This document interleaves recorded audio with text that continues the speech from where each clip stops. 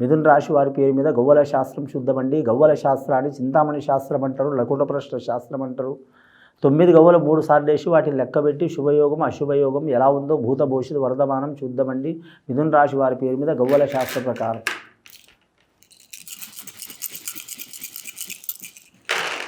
మిథున రాశి వారి జాతకంలో పడ్డాయి 3 గవ్వలు పడ్డాయండి. గురు మహారదశ గవ్వలు. గురుగ్రహం చాలా అనుకూలమే అందరికీ, ఏ రాశి వారికైనా, ఏ నక్షత్రం వారికైనా, ఏ పాదం వారికైనా సరే.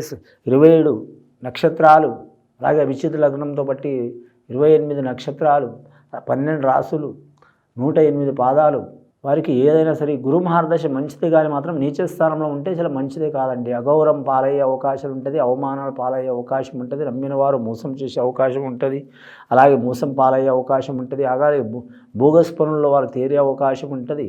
మిథున రాశి వారి జాతకానికి చూడాలంటే సదాకిరికి సాకరి మూట అన్నట్టు ఉంటుంది.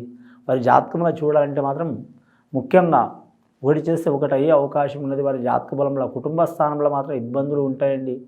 ముఖ్యంగా ఈ రాశి వారికి ఆవేశం ఎక్కువ ఉంటుంది. మిథున రాశి వారికి ఆలోచన అంతే ఉంటుంది, కానీ ఆలోచన కంటే ఆవేశం ఎక్కువ ఉంటుంది.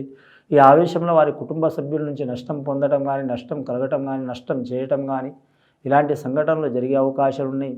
అలాగే వీరి జాతకానికి దూరదేశం ప్రయాణం చేయాలనుకునే వారు టైం తీసుకోవడం మంచిది. సంతాన దోషం ఉన్న వారికి సంతానం దోషం తొలగిపోయే అవకాశం ఉంటుంది. అలాగే సంతానం కలిగేవారు ఆరోగ్యంగా లేకపోవడం, హాస్పిటల్ పాల్గొవడం, నిద్రపోకపోవడం, నిద్ర పోనివ్వకపోవడం, ఇబ్బంది పెట్టడం, చికాకు పెట్టడం, చీదర చేయడం ఇలాంటి సంఘటనలు ఉన్నవారు కానీ మాత్రం బాలగ్రహ దోషం అంటారండి. ఆ బాలగ్రహ దోషపోవడానికి బాలత్రిపుర దేవత పూజ చేయటం, అలాగే వీరి జాతక బలానికి చూడాలంటే మాత్రం నాగేంద్రుడికి పూజ చేయటం, అలాగే వీరి జ్యోతిష బలంలో చూడాలంటే మాత్రం రేణుక ఎల్లమ్మను పూజ చేయటం, అలాగే మాత్రం ఆ శివుడి మెడలోనే ఆ నాగేంద్రుడు మాత్రం పడగలెక్క ఉంటాడు కానీ శివునికి పూజ చేయడం చాలా వరకు మంచిది.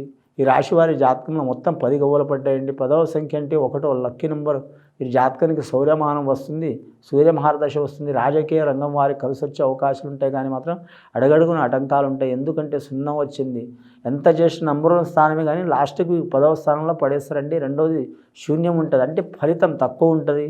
ముఖ్యంగా ఈ రాశి వారి జాతకంలో చూడాలంటే గవర్నమెంట్ ఉద్యోగస్తులు కావచ్చు, వ్యాపారస్తులు కావచ్చు, చేతి వృత్తి పనిదారులు కావచ్చు, అలాగే బహుళ అంతస్తులు కట్టేవారు కావచ్చు, అలాగే మాత్రం ఫ్యాక్టరీలను నడిపించేవారు కావచ్చు, అని పెద్ద పెద్ద సంస్థలు నడిపించేవారు కావచ్చు. మంచి యోగ బలాలు ఉంటాయి, కానీ నరఘోష అధికంగా ఉంటుంది.